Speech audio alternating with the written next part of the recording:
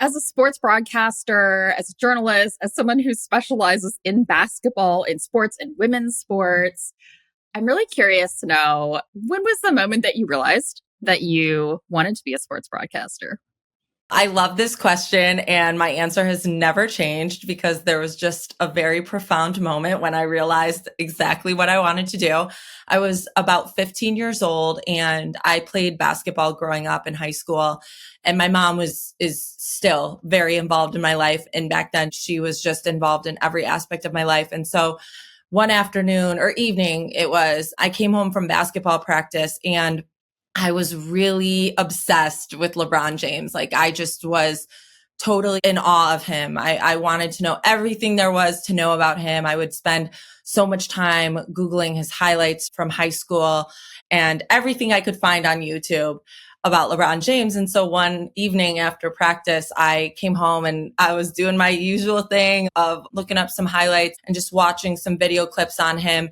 And my mom just must have seen me, falling down this rabbit hole one evening. And she's like, you could do that. And I was like, do what? And she's like, you could be the one who asks him questions about his life, who helps people understand who he is. And it was like, once she said that, there just was nothing else in my world. There was nothing else that I wanted to do. I really wanted to be a storyteller from that moment on. And it just made complete sense because I was never the most athletically gifted person. I loved athletics, but I knew the only way I was going to stay involved in athletics is if I got into coaching or got into, a different avenue of the industry. So it just, again, it was like hearing those words come out of her mouth. It was made perfect sense and just clicked.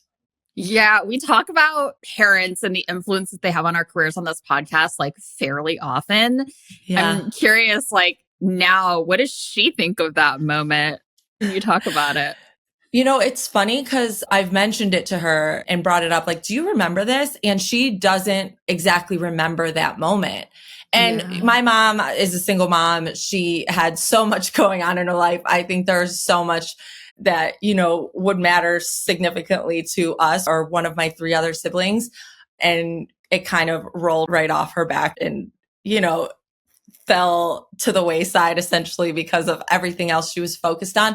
But she does know how impactful she's been in my career. Like we talk about that a lot, like just essentially even where I'm at today, I wouldn't be here without the support that she's given me because there's been so many jobs I've taken that were unpaid or moves I've had to make across the country that she's helped me make. Like so many ways that she's helped me get to the position I'm in. So she might not remember that exact moment, but she definitely knows that she's contributed significantly to my career.